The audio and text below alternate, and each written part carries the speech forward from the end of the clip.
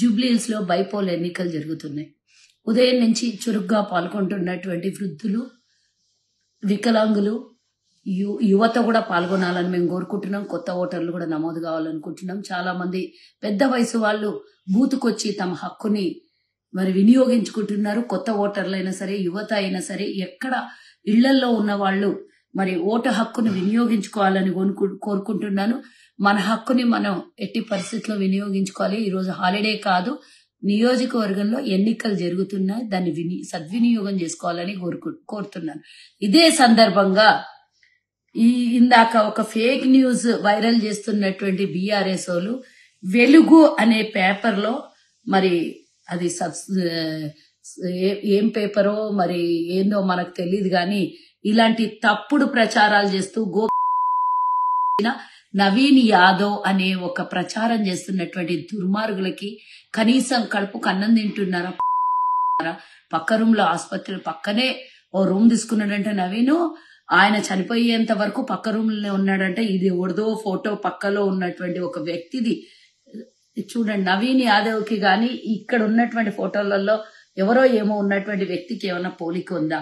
ఆసుపత్రిలో పక్క రూమ్ లో తీసుకొని కూర్చున్నాడంట, ముందే పటాకులు కాల్చిండ్రంట. అన్నిటికన్నా దుర్మార్గం దారుణం ఏంటంటే గోపీనాథ్ తల్లి ఫోన్ చేసి కంగ్రాట్స్ చెప్పిందంట నవీన్ కి.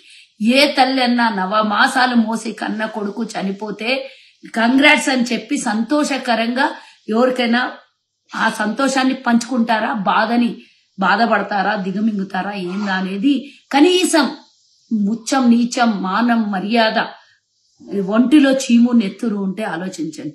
ఓడిపోతున్నామనే భయంతో ఉదయం నుంచి జరుగుతున్నటువంటి ఓటు పర్సెంటేజ్ గాని బయటకు వచ్చి జనం ఉత్సాహంగా నవీన్ యాదవ్ కి కంగ్రాట్స్ చెప్తున్న విధానాన్ని చూసి వాళ్ళు తట్టుకోలేనటువంటి వాళ్ళు ఈ రోజు సోషల్ మీడియాలో ఇమీడియట్ గా ఇలాంటి వార్తను ప్రసారం చేయడంలో భాగం ఏంటంటే ఓడిపోతున్నామనే భయం చేతులెత్తేసినటువంటి బీఆర్ఎస్ వాళ్ళు ఈ రోజు తప్పుడు ప్రచారం చేస్తున్నారు. పటాకులు కాల్చిండ్రు అనే మాటని గోపీనాథ్ తల్లి ఇంకో ఫుటేజ్ లో నవీన్ యాదవ్ తో ఉందని, ఏజీ ఆసుపత్రి వాళ్ళకి 24/7 నవీన్ యాదవ్ టచ్ లో ఉన్నాడు ఫోన్ లో అని, చనిపోయిన తర్వాత సిబ్బంది కూడా ఫోన్ చేసి నవీన్ యాదవ్ కి చెప్పినట్టు గాని ఇలాంటి మాటలు ప్రసారం చేసేటప్పుడు ఈ 4 నెలలు అయిందేమో చనిపోయి, ఆ 4 నెలల నుంచి అన్ని మూసుకొని కూర్చున్నటువంటి బీఆర్ఎస్ వాళ్ళు ఇన్ని రోజులు ఏం చేశారు? ఉదయం నుంచే ఈ రోజు ఇట్లాంటి తప్పుడు ప్రచారాలు చేయడానికి, ప్రాపగండ చేయడానికి మీరు శాయశక్తుల సామధాన దండోపాయాలన్నీ ప్రయోగిస్తున్నటువంటి మిమ్మల్ని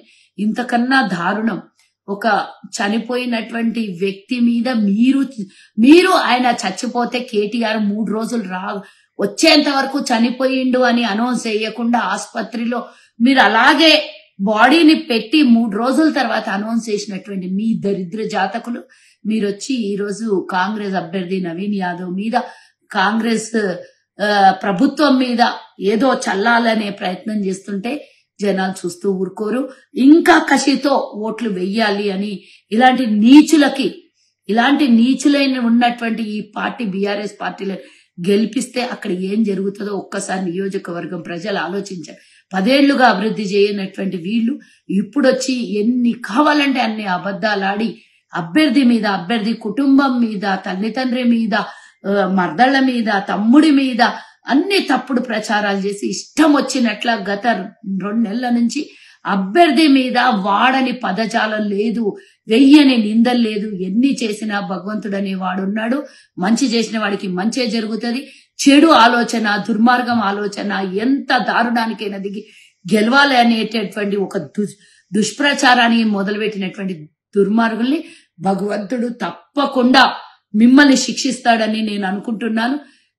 ఈ కుటుంబానికి కేసీఆర్ కానీ బీఆర్ఎస్ పార్టీ కుటుంబానికి ఏం దరిద్రం అలవాటు ఉన్నది? చచ్చిపోయిన వాళ్ళ మీద ఆడుకుంటారు, ఎలా కావాలంటే అలా నిందలేస్తారు.